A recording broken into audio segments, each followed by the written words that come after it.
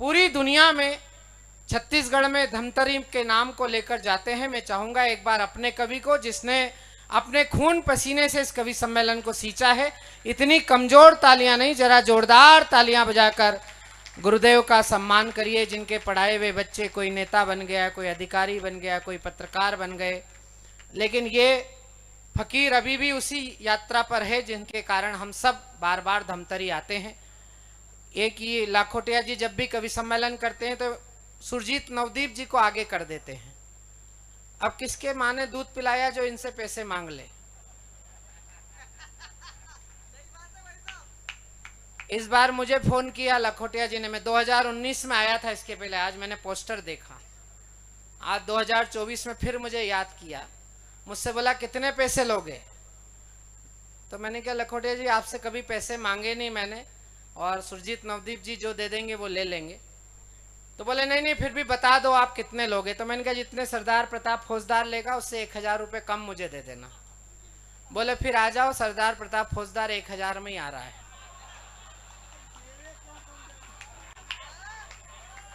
अगर ये गुरु चेले मिलके कवि सम्मेलन करते रहे तो 150 साल तक चलेगा, आप चिंता मत करो। हम क्या, हमारे बच्चे भी इसी पैसे में कविता पढ़ेंगे। लेकिन मैं सुरजीत नवदीप, देखो क्या कॉम्बिनेशन है। एक आदमी वो है जिसको भगवान ने बाल दे के भेजा है, वो गुरु की परंपरा का है। एक वो है जिसको दिए थे लेकिन उसके उजड़ गए, वो पास में जाके बैठ गया है, नाम उसका लटूरी लठ है, आगरा के पास टुंडला में रहता है। बताओ शहर का नाम क्या है? टुंडला, और इसका नाम क्या है? लठ। और भगवान ने रंग इतना काला दिया है जैसे मनमोहन सिंह की सरकार में जो कोयला घोटाला हुआ था उसकी फाइल यहीं फंसी हुई है। लेकिन ये लटूरी लठ हास्य व्यंग के अद्भुत कवि हैं। आप जब इन्हें सुनना शुरू करेंगे तो ये घंटों आपको हंसा सकते हैं। मुस्कुराहटों का एक ऐसा बेताज बादशाह जिसके लिए आपकी तालियां थोड़ी सी कमजोर हैं। जरा जोरदार तालियां बजाकर भाई लटूरी लठ का स्वागत करिए। जब एक अहीर संचालन करेगा तो लठ तो पास होना ही चाहिए, क्योंकि प्रताप फौजदार सरी के ढोर को भी मुझे चलाना है। ये लाफ्टर किंग है, बहुत ऊंची चीज है भैया। मेरे बड़े भाई और आपके स्थायी विधायक कोई भी बन जाए, लेकिन धमतरी जिस एक विधायक के कारण पूरे देश में जाना जाता है वो गुरुमुख सिंह जी हैं। और वो इसलिए बैठे भी हैं, बाकी लोग चले गए, उनके पास समय नहीं है। अभी चुनाव परिणाम आए, जो जीत गए वो फटाके नहीं फोड़ रहे हैं, जो हार रहे हैं वो नाचना बंद नहीं कर रहे हैं। हाँ, जो बात आपको समझ में आए वो आपको आज ही ताली बजानी है। ऐसा नहीं कि 7 तारीख को मैंने बोली और आप 9 तारीख को ताली बजाओ, तो मैं तो कल भीलवाड़ा निकल जाऊंगा, मैं आपकी ताली सुन नहीं पाऊंगा। आप 37 सालों से कवि सम्मेलन सुन रहे हैं, और राजेश जी ने बताया है कि यहाँ 500 से ज्यादा कवि आ चुके हैं। और ये बात सही है, जो कवि धमतरी नहीं आया वो काय का कवि। कवि को बड़े कवि होने का अगर कोई सिल लगाता है तो वो पूरे छत्तीसगढ़ में एक ही शहर है जिसका नाम धमतरी है। एक बार अपने लिए जरा जोरदार तालियां बजाओ। मैं भाई प्रताप फौजदार के बारे में आपको बता रहा था। ये पेशे से इंजीनियर है, पढ़ा लिखा सरदार है, मजबूरी में कवि नहीं बना है, ये मजबूती के लिए कवि बना है, क्योंकि गुरु की परंपरा में पैदा हुआ है जहां कविता पूजी जाती है। कोई धर्म दुनिया में ऐसा नहीं है जहां साहित्य की पूजा होती है। केवल ये दशमेश गुरुदेव की परंपरा है जहां पर गुरुद्वारे में हमारा साहित्य पूजा जाता है। और उसके 2-2 संवाहक इस मंच पर हैं राम लक्ष्मण के रूप में। लेकिन ये जो लक्ष्मण है ये जरा महंगा बिकता है, ये टीवी चैनल पे पाया जाता है। नेताजी लपेटे में आप रोज रात में इनको देखते हैं। उसके पहले कई चैनलों में जा चुके हैं, लाफ्टर चैंपियन रह चुके हैं। ये उन चैनलों पे होया है जो खुले ही नहीं है। देखो इसका नाम लेते ही फटाफट होने लगा है। ये उन देशों की यात्रा करिया है जो देश अभी बसे ही नहीं है। लेकिन लाफ्टर से लेकर हिंदी कविता तक, छंदबद्ध कविता तक, जिस एक कवि ने पूरी दुनिया में अपना लोहा मनवाया है वो मूलतः पंजाब के मालवा प्रांत में पैदा होकर आगरा में बसकर पूरी दुनिया में जिस कवि ने हिंदी कविता का लोहा मनवाया वो एकमात्र कवि है जिसका नाम है सरदार प्रताप फौजदार। मैं चाहता हूं एक बार पूरा सदन जरा उनके कद की तालियां बजाए, जोरदार तालियां बजाकर भाई प्रताप फौजदार का नागरिक अभिनंदन किया जाए। उनके पास हमारे परिवार की एक प्यारी सी बिटिया बैठी हुई है जिस पर हमें गर्व है। वैसे बेटियां तो गर्व का विषय होती हैं, बेटियां होना सौभाग्य का विषय होता है, लेकिन कुछ बेटियां ऐसी होती हैं जिनके मानस पिता होने पर, जिनके बड़े भाई होने पर पूरे परिवार को नहीं, पूरे खानदान को नहीं, पूरे नगर को नहीं, पूरे देश को गौरव होता है। एक ऐसी गौरवशाली बिटिया जिसने देशभक्ति को अपना स्वर बनाया है। जिस समय पर कवित्रियां श्रृंगार पढ़कर तालियां बटोरती हैं, उस दौर में श्रद्धा ने शौर्यता के साथ नागपुर से निकलकर हिंदी की वाचिक परंपरा में सुभद्रा कुमारी चौहान की परंपरा को आगे बढ़ाने का संकल्प लिया है। वो वीरांगना लक्ष्मीबाई के संस्कारों को गाने वाली, वीर जीजा माता के संस्कारों को आत्मसात करने वाली एक ऐसी बेटी है जिसके बारे में ये कहा जा सकता है कि ना टूटना ना चटकना चाहिए, चूड़ियां हरदम खनकना चाहिए, चंपा जूही रात रानी की तरह ये बेटियां घर घर महकना चाहिए। एक बार जरा जोरदार तालियां बजाइए हमारे परिवार की सबसे लाडली प्यारी बेटी आदरणीय श्रद्धा शौर्य के लिए। उनके पास नीरज जैन बैठे हैं जो बिलासपुर में पाए जाते हैं, वहीं से पूरी दुनिया में पहुंचाए जाते हैं। ये एहसान कुरैशी के डुप्लीकेट हैं। इतनी गर्मी में कोट पहन के आए हैं तो आपको लग ही गया होगा कि मूर्ख है, बेवकूफ़ है, लेकिन ये अपनी मूर्खता से, अपनी बेवकूफ़ियत से, अपनी फक्कड़पन से, अपने पागलपन से भी जब लोगों के मुस्कुराहट को ठहाकों में तब्दील करते हैं तो ये बड़ा काम करते हैं जो हम नहीं कर पाते हैं। आचार्य रजनीश हमारे मध्य प्रदेश छत्तीसगढ़ के संयुक्त दार्शनिक हुए हैं जिन्होंने कहा है कि जब आप हंस रहे होते हैं तो आप ईश्वर की प्रार्थना कर रहे होते हैं, लेकिन जब आपको कोई हंसा रहा होता है तो उसके लिए ईश्वर स्वयं प्रार्थना कर रहे होते हैं। छत्तीसगढ़ का नीरज एक ऐसी प्रतिभा है जो अपनी हास्य लीलाओं से जब लोगों को हंसाते हैं तो निश्चित रूप से ईश्वर भी उनके लिए प्रार्थना कर रहे होते हैं। इस नौजवान के लिए ये आपकी मिट्टी का कवि है, आपकी मिट्टी का कलाकार है, इसलिए सर्वाधिक तालियां इसके हिस्से में जानी चाहिए। एक बार जोरदार तालियां बजाकर भाई नीरज जैन को आशीर्वाद दीजिए कि वो आज अपनी लीलाओं से आपको हंसाएंगे। उनके पास मालवा से, महंकाल की नगरी से एक ऐसा नौजवान आया है बतरस का, जिसने अभी अभी लाफ्टर चैंपियन के वर्तमान सीजन में उप विजेता की पदवी प्राप्त की है। बहुत संघर्ष किया उसने और मैं उसकी मौलिकता पर फिदा हूं। हास्य रस सुनाना बहुत आसान काम है, लेकिन मौलिक हास्य पैदा करना सबसे कठिन काम है। धमतरी वो धरती है जहां से सुरजीत नवदीप जी ने यात्रा करके पूरे देश को हंसाया। धमतरी वो धरती है जिसने प्रदीप चौबेसरी का बड़ा हास्य कवि दिया, जिसे पवन दीवान ने यह एहसास कराया कि आप हास्य कवि हैं। उस धरती पर आज पहली बार ये बवंडर आया है जिसके आने का प्रताप आपने देखा कि कार्यक्रम के पहले बारिश तक हो गई। एक बार जरा इस महाकाल की नगरी से आए हुए इस नौजवान का जरा जोरदार तालियों की गड़गड़ाहट के साथ स्वागत करिए। 8 कपड़े पहनने के बाद इसका वजन 28 किलो 500 ग्राम है। अगर दिगंबर अवस्था में इसको तोलें तो ये गरीबी रेखा से नीचे का आदमी है। बड़ी लीलाएं इसकी भी अभी सुनाऊंगा जब आप इसका नंबर आएगा।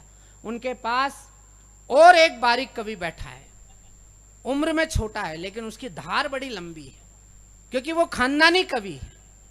उसके पिता, उसकी माताजी, उसके मामा, उसके नाना श्री, कविता उसे रक्त संस्कार में प्राप्त हुई है, इसलिए कहन उसके पास है। कहन से ज्यादा प्रस्तुति उसके पास है, प्रस्तुति से अच्छा शिल्प उसके पास है, और देशभक्ति वो करता है। और देशभक्ति का कवि छत्तीसगढ़ की धरती पर जिस मयार से सुना जाता है, ये मुझसे ज्यादा कोई नहीं जान सकता, क्योंकि मैंने छत्तीसगढ़ के हर अंचल में देशभक्ति की कविता सुनाई है। और मैं ये कहने के लिए मुझे अधिकार दीजिए कि दुनिया में कविता अपने तरीके से सुनी जाती है, लेकिन जैसे कविता छत्तीसगढ़ में सुनी जाती वैसे कहीं नहीं सुनी जाती है। आज आपके आंगन में एक नौजवान जिसका नाम विख्यात मिश्रा है, जो लखनऊ से हमारे बीच आया है, जो लखनपुरी से हमारे बीच आया है, जो अवध क्षेत्र से हमारे बीच आया है, वो उम्र में हम सबसे छोटा है, इसलिए सर्वाधिक प्यार उसके हिस्से में जाना चाहिए। एक बार जोरदार तालियां बजाकर भाई विख्यात मिश्रा का भी अभिनंदन करिए, अभिवादन करिए। बेटा खड़े होके प्रणाम करो। कर चुके अच्छा, कितनी बार खड़े होते हो? एक बार में? अच्छा, एक ही बार। हाँ, चुनाव हो गए, 4.5 साल बाद खड़े होना।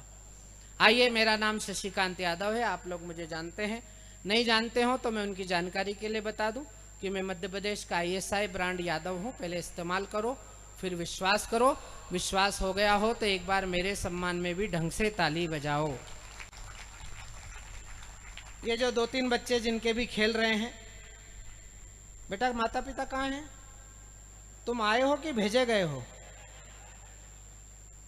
क्योंकि 36 साल में इतना तो समझ ही गए होंगे धमतरी के लोग कि एक दिन स्वतंत्रता दिवस भी मना सकते हैं प्रखर समाचार के भरोसे। ये अलग बात है कि दूसरे साल उन्हीं के कारण एक उत्पत्ति और हो जाती होगी। ये जिनका भी भविष्य है, इन्हें संभालिए। अगर ये इसी तरह लोट मारेंगे तो हमारा वर्तमान खराब हो जाएगा। इसके माता पिता कोई आके इसको उठाओ, मैं भी देखना चाहता हूँ ये पन्ना किस डायरी में से निकला है। अच्छा बताओ, करके हमारी छाती पे छोड़ दिए, बताओ इसमें हमारी क्या गलती? इसको संभालो। किसका है? भाभी जी ले आओ। भैया कहाँ है? हाँ, ये देखो, ये आदमी की दुर्गति बेचारे की। करे दोनों ने मिलके, अवेरना उसी को पढ़। उठा ले भैया, उठा ले, शर्मा मत। हमारी भी यही दुर्गति घर में। हम कोई विवेकानंद है क्या? हिंदुस्तान का पति कितने ही महान हो जाए, भले ही अखबार का मालिक हो जाए, चाहे लाफ्टर चैंपियन हो जाए, चाहे विधायक हो जाए, चाहे संचालक हो जाए, चाहे कवि हो जाए, चाहे माइक वाला हो जाए, हिंदुस्तान का पति घर के बाहर ही विवेकानंद है। घर में घुसते ही पत्नी एक ही बात कहती कि तुम में अक्ल नहीं है, और वो बेचारा मुस्कुरा के स्वीकार करता है, क्योंकि उसको पता होता है कि अगर अपन में जरा भी अकल होती तो इससे ब्याह करता कौन। देखो भाभी जी को कितने मजे आ रहे हैं। इनको लगा अपने घर की बात इसको कैसे पता लगी। भाभी जी, ये घर घर की कहानी है। ये तो हम पट्टा डाल के महान बने घूम रहे हैं, जरा घर में आके हमारी रेपुटेशन देखना कितनी है। आइए मैं इस यात्रा को शुरू करता हूँ। हाँ ये सर, आप लोग समय पर आए हैं, इसका फायदा ये है कि आप नेताओं की चपेट से बच गए। ये समझदार लोग हैं, घर से मोबाइल करके पूछ रहे होंगे कि जब नेता चले जाएं तब बुलाना। अच्छा, ये तो पत्रकार हैं, माफी चाहता हूँ। हाँ, नहीं तो कल निपटा भी सकते हैं, इनका कोई भरोसा नहीं। भैया तू किधर खड़ा है? ए टोपी वाले, पहनते ही है कि लगाता भी है? रिकॉर्डिंग कर रहा है तो मेरी तरफ पीठ क्यों दी है? मैंने तेरे क्या बच्चे मारे हैं? अच्छा, ये कैमरा मेरी तरफ है तो फिर मेरी तरफ जो तू करके खड़ा है मुझे देखने का कोई शौक नहीं है। तू भी सीधा खड़ा रहे। आइए मैं यात्रा शुरू करता हूँ। यहाँ से वहां तक जितने लोग बैठे हैं, मैं माँ की वंदना से इस कवि सम्मेलन की यात्रा शुरू करता हूँ। मैं दीपक भाई आपकी एक बात पर बहुत फिदा हूँ। प्रखर समाचार अखबार, मैंने बहुत अखबार देखे हैं। नव भारत का कवि सम्मेलन, छत्तीसगढ़ का एक ऐसा कवि सम्मेलन हुआ करता था जिसको सुनने के लिए पूरे मध्य प्रदेश से लोग आते थे, और नव भारत ने कवि सम्मेलन करना सिखाया, लेकिन वो भी 37 वर्षों तक कवि सम्मेलन नहीं कर पाए अनवरत। इसलिए प्रखर समाचार को एक बार उसकी प्रखरता के लिए जरा हाथ ऊपर करके जोरदार तालियां बजाकर आशीर्वाद दीजिए। नफस नफस में बिखरना कमाल होता है। विशेष ये तालियां तुम्हारी जिम्मेदारी बढ़ा रही हैं। 37 साल तक ये खींच के लिया है, अगले 37 साल आपको करवाना है इस कवि सम्मेलन को। हम तो अगली दाढ़ की भी अपनी तय करें। मैं 4 पंक्तियां पढ़ रहा हूं, पूरे प्रखर परिवार को भेंट कर रहा हूं। आज उन्होंने इंटरव्यू भी किया, आज मुझे उनकी बौद्धिक क्षमता के बारे में भी पता लगा कि नजर नजर में उतरना कमाल होता है, नफस नफस में बिखरना कमाल होता है, बुलंदियों पर पहुंचना कोई कमाल नहीं, बुलंदियों पर ठहरना कमाल होता है। आइए इस संकल्प के साथ माँ की वंदना से आज की काव्य यात्रा शुरू करते हैं। माँ के बारे में ऐसा कहा गया है, हमारे उज्जैन के एक बड़े शायर हुए रमेश सोज, जिन्होंने कहा कि बहुत रोते हैं पर दामन हमारा नम नहीं होता। छत्तीसगढ़ महातारी की जय बोलने वाले माँ के बेटों, मैं माँ की वंदना की 4 पंक्तियां आपके हृदय में स्थापित कर रहा हूं, और आपको लगे कि माँ को ऐसे भी याद किया जा सकता है तो फिर मैं छत्तीसगढ़ महातारी के सम्मान में आपकी तालियां उठती हुई देखना चाहता हूं कि क्या था? बहुत रोते हैं पर दामन हमारा नम नहीं होता, इन आंखों के बरसने का कोई मौसम नहीं होता, मैं अपने दुश्मनों के बीच भी महफूज रहता हूं, मेरी माँ की दुआओं का खजाना कम नहीं होता। आपकी बजी हुई तालियों ने इन कवियों को आत्मविश्वास दिया जो पहली बार आए हैं कि धमतरी में कविता बहुत मन से सुनी जाएगी। आइए माँ की वंदना से काव्य यात्रा शुरू करते हैं। मैं 3 छंद माँ के चरणार बिंद में समर्पित करके आज की काव्य यात्रा शुरू कर रहा हूँ। आपका साथ चाहता हूँ। मुझे पता है धमतरी के लोगों को बताने की आवश्यकता नहीं, जहाँ ताली बजाना होगी वहाँ ताली बजेगी, वरना फिर वो कवि बजेगा जो ताली बजाने के लायक नहीं होगा। यहाँ से यात्रा शुरू करता हूँ, सुनेगा।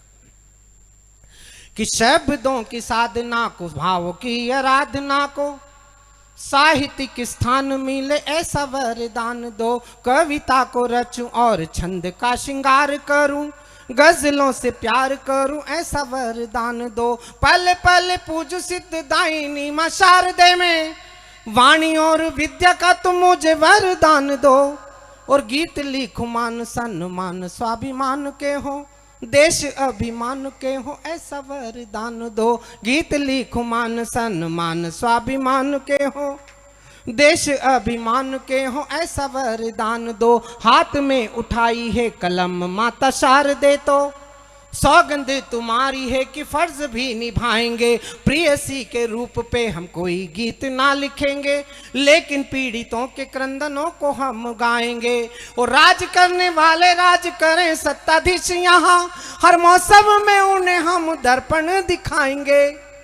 और चोलियों पे गीत लिखे फिल्म वाले गीतकार, हम तो मातृभूमि के सम्मान गीत गाएंगे। चोलियों पे गीत लिखे फिल्म वाले। और अगले छंद पर, अंतिम पंक्ति पर तालियां और बढ़ाना, मुझे भी अच्छा लगेगा, आपको भी अच्छा लगेगा। मैं अंतिम संकल्प पढ़ रहा हूं, महानदी के तट पर पढ़ रहा हूं, जहां साक्षात सरस्वती विराजमान है, भगवती विराजमान है।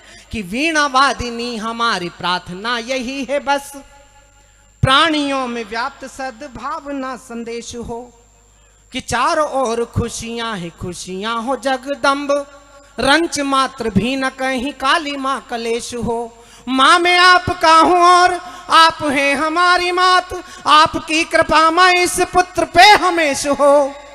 ओ प्रार्थना है जब जब मुझको मिले माँ जन्म, यही मेरी मातृभूमि यही मेरा देश हो। प्रार्थना है जब जब मुझको मिले माँ जन्म।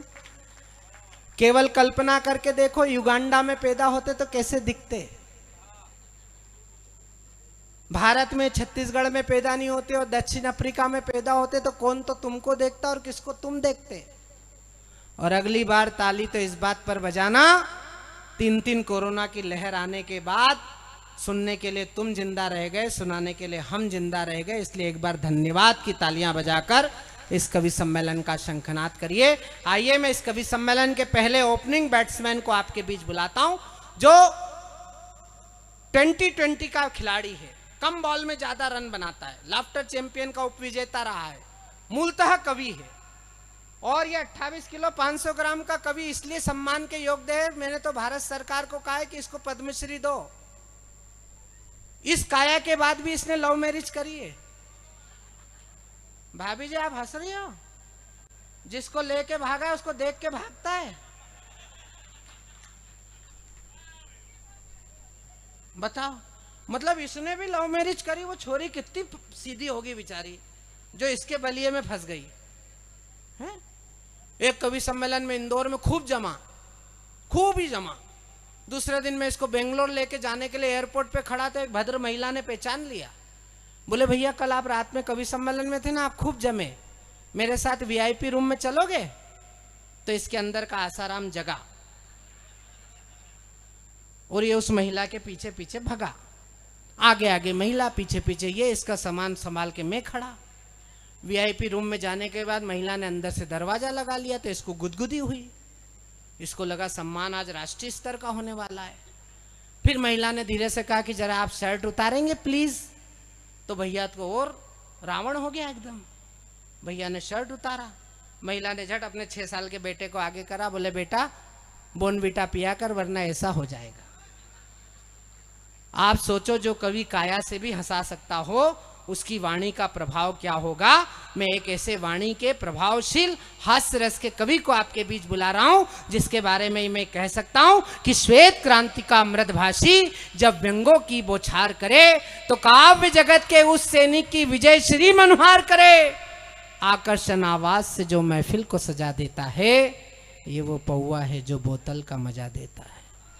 हा, क्या धार्मिक लोगों ने ताली बजाई है। अब समझ में आया कि इस भीड़ में कितने दारू कुट्टे भी फंसे हुए हैं।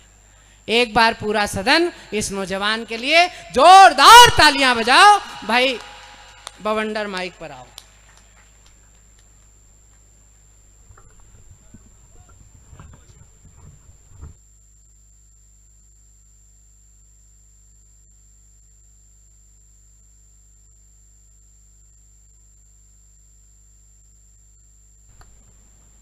मैं आप सब लोगों को प्रणाम करता हूं।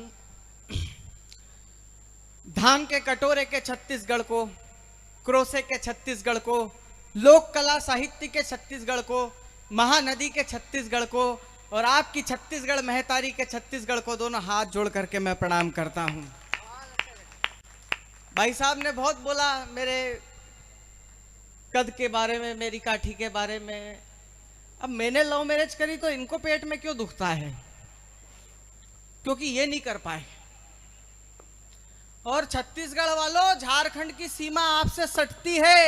एक बात याद रखना कि पत्नी के प्रेम के लिए एक सिंगल चेचिस दशरथ मांझी पहाड़ को बोल देता है, जब तक तोड़ेंगे नहीं तब तक छोड़ेंगे नहीं। हो। तालियां आपकी कमजोर रह गई, रहने दो, इतनी मैं अकेला ही बजा लूंगा। आपको बिल्कुल भी टेंशन लेने की जरूरत नहीं है। आप चुनाव वगैरह सब निपट गए हैं। आप टेंशन में मत रहिए, अटेंशन में रहिए, क्योंकि जिसकी मस्ती जिंदा है उसकी हस्ती जिंदा है। और कुछ नालायकों को देखकर लगता है कमबख्त ये जबरदस्ती जिंदा है। वाह! हमारे पहले सरदार जी बोल रहे थे, मैं सैल्यूट करता हूं उनको। कांग्रेस वालों का 10 साल इतना नहीं बोला।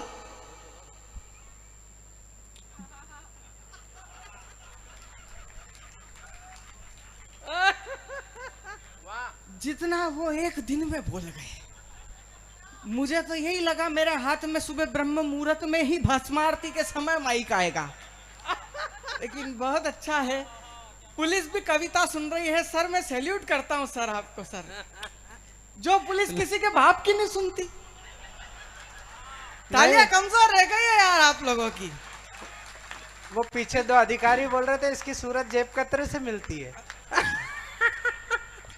नहीं वो तो ठीक है भाई साहब, अब सूरत का क्या लेना देना है। मैंने थोड़ी बोला कि आपकी सूरत भी तो डाकू से मिलती है।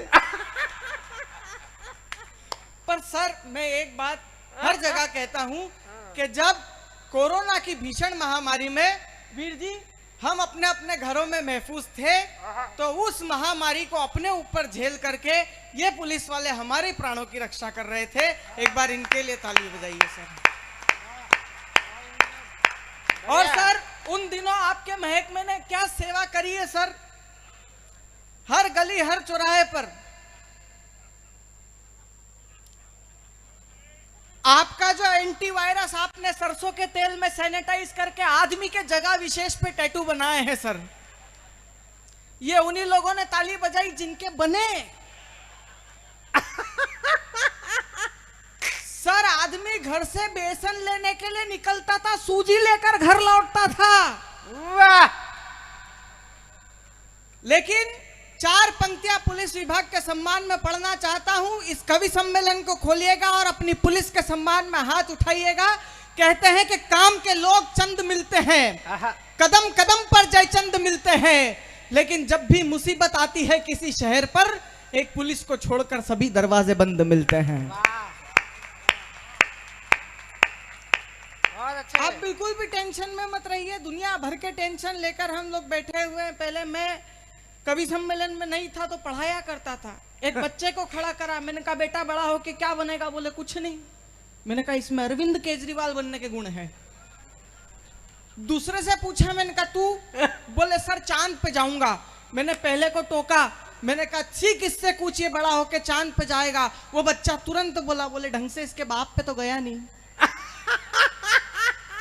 ये चांद पे क्या खाक जाएगा सर? मुझे समझ में आ गया यहाँ अपना कुछ भी नहीं होना है। मैं विश्व पर्यावरण दिवस के दिन पर्यावरण विभाग के पास गया, सबने पौधे लगाए, मैंने भी पौधे लगाए। मुझे पुलिस पकड़ के ले गई। अब इंस्पेक्टर साहब 7 तारीख हो गई है, मजिस्ट्रेट साहब को समझा समझा के थक गया हूं कि गांजे और भांग के पौधे भी पौधे ही होते हैं।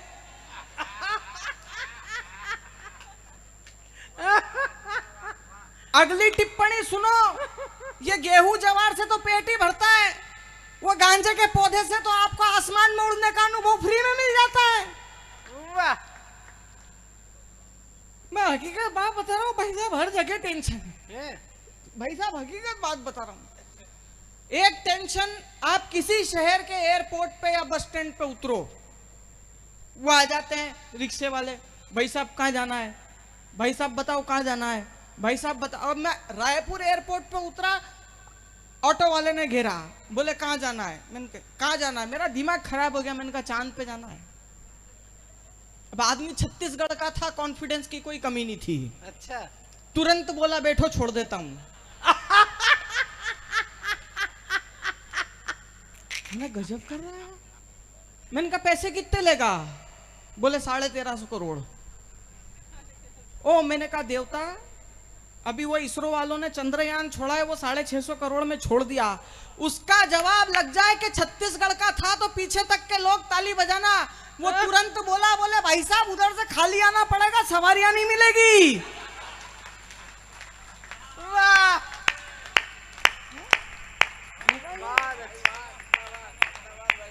हर जगह टेंशन। मेरा एक दोस्त विनोद शुक्ला, उसको दुनिया भर का टेंशन बेचारे को। एक दिन अपने बेटे को ले गया बाजार, बेटे ने बोला पापा पपीता दिला दो, बोले पपीती है, पपीते गांव में मिलेंगे। और आगे ले गया, बोले पापा केला दिला दो, बोले बेटा केली है, केले अपने गांव में मिलेंगे। और आगे गया, बोले पापा अंगूरी दिला दो, बोले काय का, अंगूरी है, अंगूर गांव में मिलेंगे।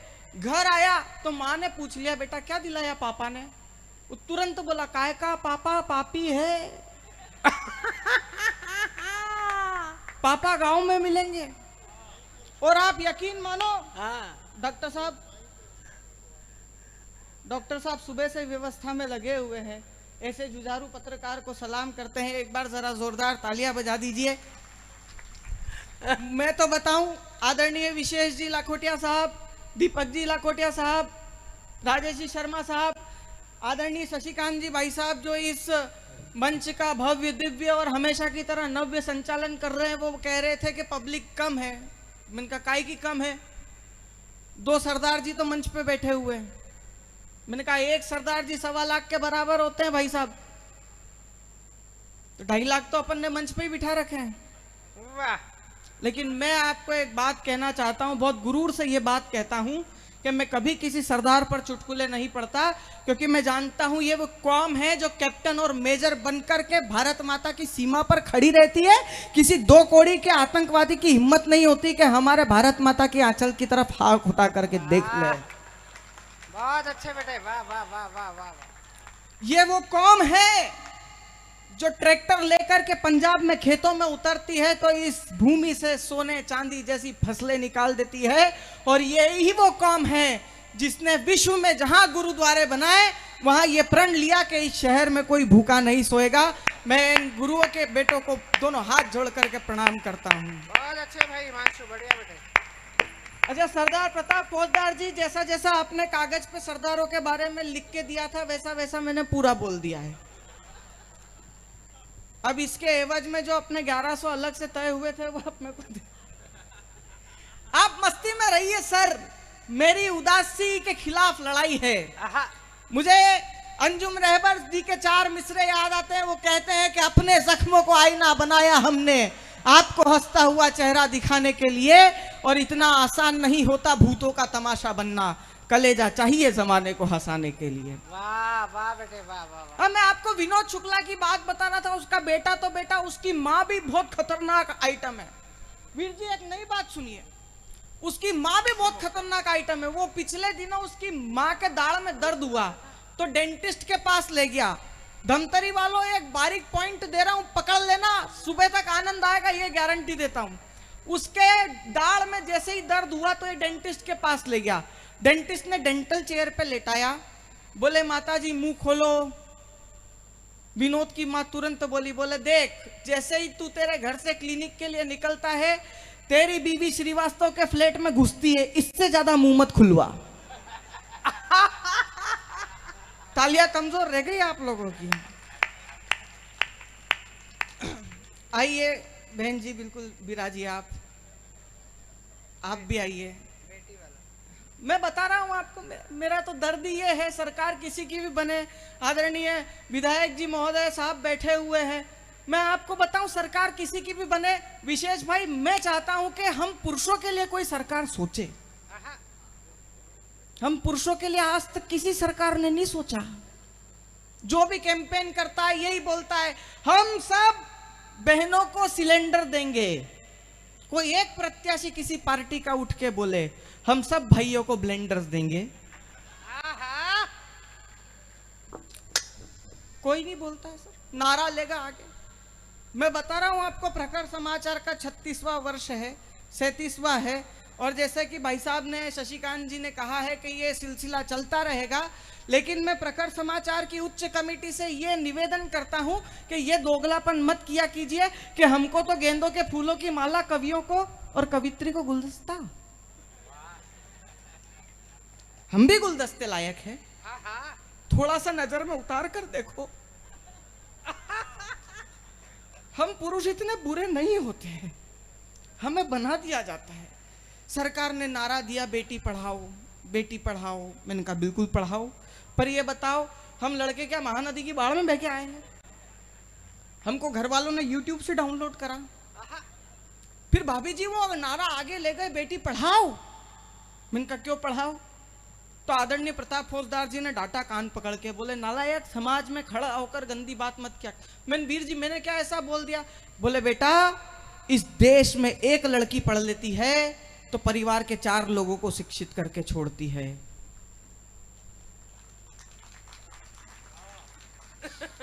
मेरा दुख ये है कि उसके पीछे जो कॉलेज के 40 लड़के फेल होते हैं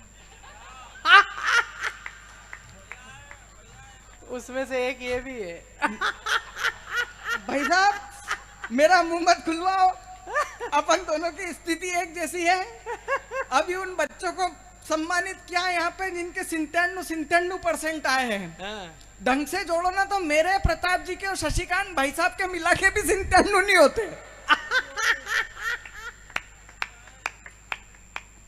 पर ये मेरे से बहुत स्नेह करते हैं, मैं आपको जोड़ना चाहता हूँ। आप सुनिए, आप मस्ती लीजिए सर। मैं केवल 10 मिनट है आपके पास, आप मुझे दे सकते हैं 10 मिनट, तो एक बार ताली बजा करके बताइए, क्योंकि कहते हैं सितारों की जगमगाहट अच्छी लगती है, दिल में गम हो तो खुशी की आहट अच्छी लगती है। हम सब भी इसी धरती के इंसान हैं दोस्तों, हमें भी तालियों की गड़गड़ाहट अच्छी लगती है। एक शिकायत मेरी पुलिस विभाग से भी है सर आरटीओ की धारा 79A सब सेक्शन 79B ये कहती है कि एक 2 व्हीलर पे 3 सवारी बैठे तो उनका चालान किया जाए। मेरा पूरे देश में घूमने के बाद ये ऑब्जर्वेशन है कि ये चालान एक मोटरसाइकिल पे बैठे 3 लड़कों का ही किया जाता है। एक एक्टिवा पे बैठी पापा की 3 परियों का आज तक किसी पुलिस वाले ने चालान नहीं। अच्छा, आप सबने फ्लाइट लैंड होते हुए देखी है? फ्लाइट लैंड होती है, उसके एक पहिया आगे से निकलता है, पीछे से 2 पहिए ऐसे खुलते हैं, आवाज कुछ इस प्रकार से आती है।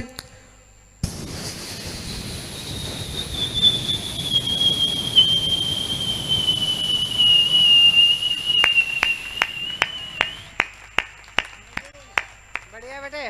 आप किसी पापा की परी को स्कूटी का ब्रेक लगाते हुए देखो,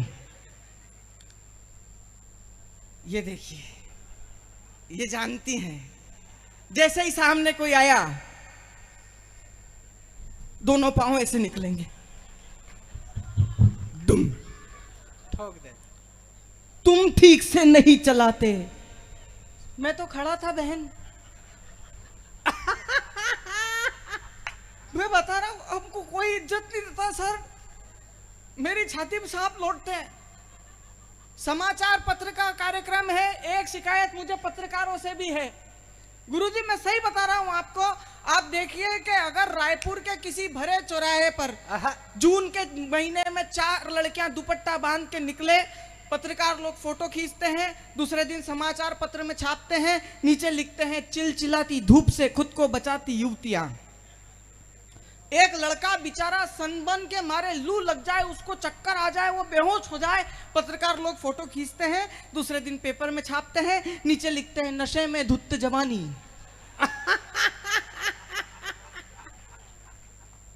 स्कूल में देखो आप, वहां अलग मास्टर जी के नाटक। दो लड़के बात कर लेते हैं, मास्टर जी चौक फेंक के मारते हैं, नलायक को पढ़ लो कमबख्त, तो साल खराब हो जाएगा, जीवन बर्बाद हो जाएगा। दो लड़कियां बात कर ले, मास्टर का खुद का इंटरेस्ट डेवलप हो जाता है, क्या बातें हो रही है हमें भी बता दो। अरे मेरे को सब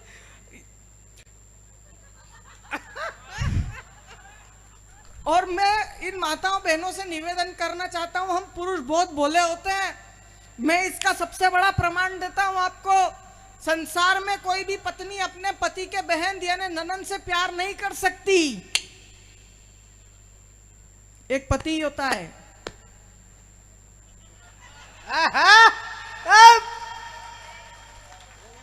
मैं बता रहा हूं आपको सर। और ये जो बोलते हैं ना कि महिलाएं बहुत कोमल दिल की होती है, लड़कों बहकावे में मत आना।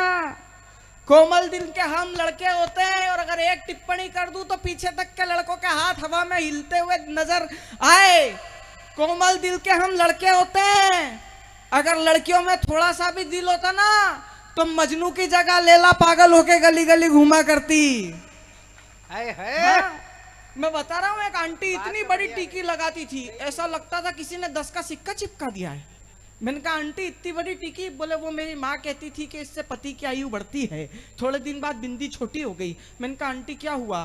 बोले बीमार है यार। थोड़े दिन बाद बिंदी और छोटी हुई। मैंने कहा अब आईसीयू में चले गए। थोड़े दिन बिंदी बिल्कुल बारीक। मैंने कहा आंटी अब डॉक्टरों ने कहते हैं इनको घर लेके चले जाओ, इनका कुछ भी नहीं हो सकता। मैं परेशान हो गया। वो 15 दिन पहले मुझे पटना रेलवे स्टेशन पे मिली बिंदी, फुल साइज में। चिल्लाया। मैंने कहा आंटी बधाई, अंकल ठीक हो गए। बोला काय का, वो तो कब के निपट गए, मैंने ही दूसरी शादी कर ली। भगवान कसम खा के कह रहा हूं। एक मेरे घर पे भी है जिनके बारे में भाई साहब ने बताया। हालांकि इनकी अरेंज मैरिज हुई है, मेरी लव मैरिज हुई है। स्थितियां घर पे दोनों की एक जैसी है। वो पिछले दिनों 15 दिन की काव्य यात्रा के बाद मैं घर गया तो मेरी घरवाली मेरे को खाना ऐसे दे रही है। अरे मैंने कहा क्या सूखी सूखी रोटी दे रही है यार, इस पे थोड़ा सा घी लगा दे। बोले जैसी दी है वैसी खा लो। मेरा दिमाग खराब हुआ। मेरे हाथ में मोबाइल था, मैंने मोबाइल फेंक के मारा। उसके हाथ में बेलन था, बेलन फेंक के मारा, इधर लगा सिर पे, सिर सूज गया मेरा। 4 दिन बाद मैं और शशिकांत जी भाई साहब इंदौर से मुंबई की फ्लाइट पकड़ने को थे। जैसे ही शशिकांत भाई साहब ने देखा, बोले ये क्या हुआ? मैंने कहा आपकी बहू ने मेरे को बेलन फेंक के मारा है, मेरा सिर सुजा दिया है। यादव जी तुरंत बोले इस पे घी लगा था बेटा।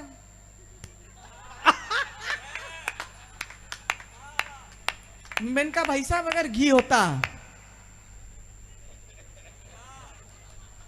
तालियां आपकी कमजोर है, थोड़ी सी तालियां आपकी आएगी तो मैं 5-7 मिनट और आपके बीच में रहूंगा। आप मस्ती लीजिए। मैं जानता हूं नारियां जो है, बच्चियां जो है, वो साक्षात लक्ष्मी का रूप होती है। पर मेरी दिक्कत यह है कि मेरे को ये लक्ष्मी का रूप मेरी ही बेटी में दिखता है। मेरे ससुर की बेटी में तो भवानी नजर आती है। वो 4 दिन पहले ससुर जी का फोन आया, बोले हिमांशु क्या कर रहा है? मैंने कहा सहन। मैंने कहा पापा क्या आइटम छोड़ रखा है, छाती पे पैर ताने तनी रहती है। उधर से ससुर जी भावुक हो गए। बोले मेरे बारे में सोच, मैं तो इसकी भी माँ के साथ 36 साल से रह रहा हूं। दुख किसी का कम नहीं है सर। और इन बच्चों को बिगाड़ा किसने पता है? हाँ। इनके पिताओं ने। हाँ। जरा सा कुछ होता नहीं है लग जाता है ये तो मेरी रानी बिटिया, ये तो मेरी प्यारी बिटिया, ये तो मेरी राज दुलारी बिटिया। हम लड़के का छतों का जाला साफ करने के लिए पटके हैं घर में। मेरे पिताजी का दिन भर एक ही काम था, धनिया लिया, नींबू लिया, बड़े लोग आए हैं चाय बनानी है, दूध लिया।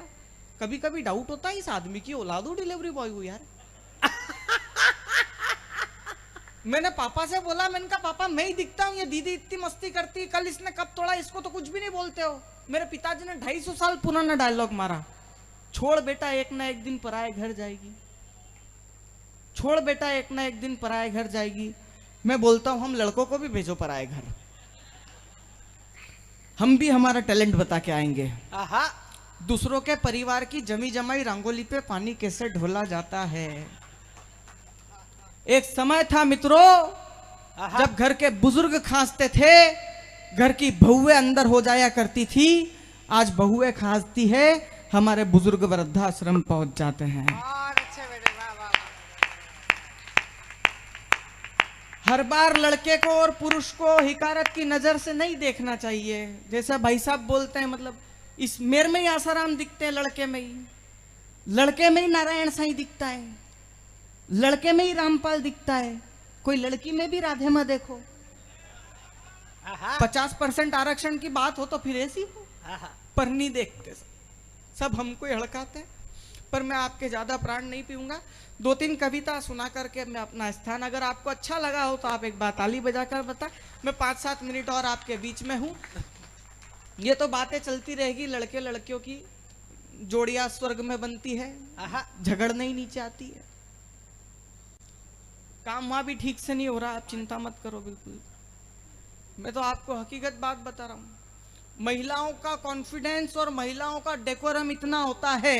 अब आपकी सर्वाधिक तालियां चाहता हूं आहा। महिला वर्ग से भी, कि अगर महिला किसी 70 वर्ष के आदमी को, 70 वर्ष के बुजुर्ग को हॉस्पिटल में देखने जाएंगी ना, तो ऊपर से लेकर नीचे तक पूरा डेकोरम मेंटेन करके जाएंगी। कुमकुम चंदन रोली सुरमा सिंदूर लाली, माथे की बिंदिया, पाँव की बिछिया, मेहंदी सर चक्कर, पाँव में महावर, लिपस्टिक, लिप लॉप, lip pencil, eye liner, eye sharpener, लस्करा मस्करा, फैशन का टेंशन लेकर हो जाएंगे secure, waxing, bleaching, threading, pedicure, manicure. और उसके बाद पड़ोसन से बोल रही होती है, गुप्ता भाभी जल्दी जल्दी में तैयार ही नहीं हुई। अबे मेरी माँ, फिर ये क्या था रे इतना सारा। और पुरुष का भोलापन देखो कि अगर विख्यात मेरे से कहे कि हिमांशु भाई नीलेश की शादी में चलना है, चलो। इससे ज्यादा दिमाग नहीं लगाते सर। बहुत भोले लोग हैं, एक सफेद शर्ट और एक काली पैंट में पूरा जीवन निकाल दे। इससे ज्यादा कुछ भी नहीं चाहिए। मैं आपको हकीकत बात बता रहा हूं, सुनिए। एक्सेप्टेशन महिलाओं की बहुत ज्यादा होती है। 4 दिन हुए थे शादी को, पत्नी से पूछ लिया तेरी शादी मुझसे ना होती तो, बोले ऋतिक रोशन। मैंने कहा रेंज में आ जा, ऋतिक रोशन। 8-10 दिन बाद उसने मेरे से पूछ लिया, बोले तुम्हारी शादी मुझसे ना होती तो। मैंने कहा तेरी वो नागपुर वाली बुआ की लड़की है ना, मेरे को मालूम है मेरा कवरेज एरिया कहां तक का है। एक तो टूटते हुए तारे को देख के मन्नत मांगी कि हे प्रभु पत्नी से लड़ने की शक्ति प्रदान करो, तारा वापस जुड़ गया। नहीं हो सकता। आइए मैं आपको एक शुद्ध व्यंग सुना करके अपना स्थान लेता हूं, सुनिएगा। एक लड़के ने एक पालतू कुत्ते को बिस्किट खिलाया। हम कहां से चले थे, कहां आके पहुंच गए हैं, हमने हमारी इंसानियत कैसे मार दी है।